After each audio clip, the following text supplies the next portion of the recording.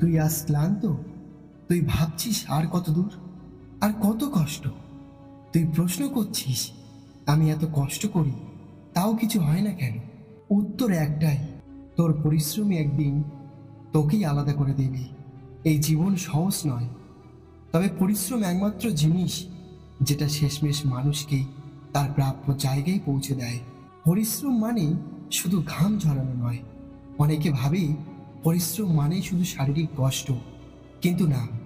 পরিশ্রম মানে প্রতিদিন নিজের সীমা ছাড়িয়ে যাওয়া, নিজের অলসতা, ভয়, সন্দেহ সবকিছুর সঙ্গে যুদ্ধ করা। এমনকি কেউ যখন বলে তুই পারবি না, তখনও নিজেকে বিশ্বাস করে এগিয়ে যাওয়া।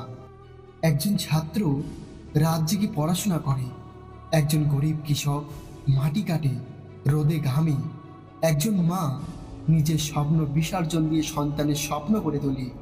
সবটাই পরিশ্রম। তাদের সবার একটাই কথা, আমি থামবো না যতদিন না আমি পৌঁছাই।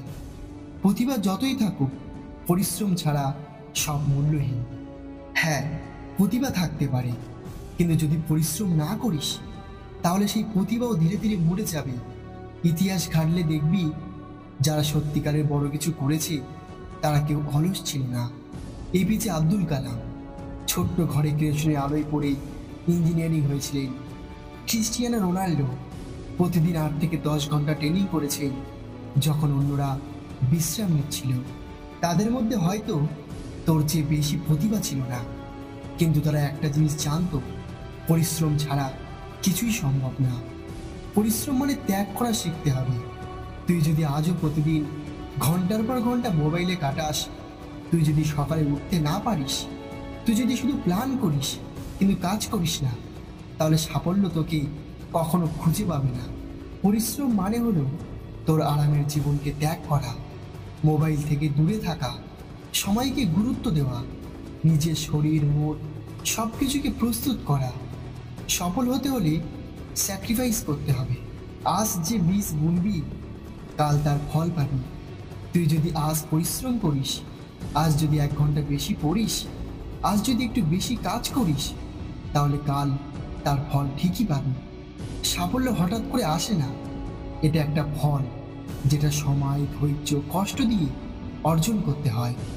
তুই যদি একদিন না করিস চলবে, কিন্তু যদি প্রতিদিন আজকাল না করিস, তাহলে তোর জীবন চলতে চলতে পিছিয়ে যাবে। মনে রাখ, আজ যা করছিস কাল সেটাই তোকে সংজ্ঞায়িত করবে। বাধা আসবে, কিন্তু থামা চলবে না।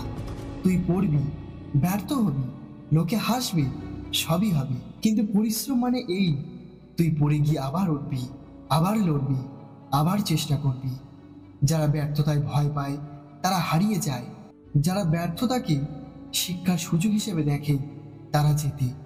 তোর লক্ষ্য যত বড় হবে তত বড় বাধা আসবে, কিন্তু তুই যদি না থামিস তাহলে তোর জয় একদিন নিশ্চিত। ধারাবাহিকতা পরিশ্রমের আসল চাবিকাঠি। অনেকেই 2-1 দিন খুব ভালো কাজ করে, পরদিন আর করে না, তাতে কিছুই হয় না। পরিশ্রম মানে ধারাবাহিকতা। দিনে দিনে ছোট্ট ছোট্ট পদক্ষেপ একদিন তোকেই অনেক বড় জায়গায় পৌঁছে দেবে। প্রতিদিন যদি 1% উন্নতি করিস, তাহলে 1 বছর পরে তুই আগের তোর থেকেও 37 গুণ বেশি উন্নতি হবি। তাই কাজ কর, নিয়ম করে কর, একদিনও যেন বাদ না যায়। পরিশ্রমী ভবিষ্যৎ গড়ে।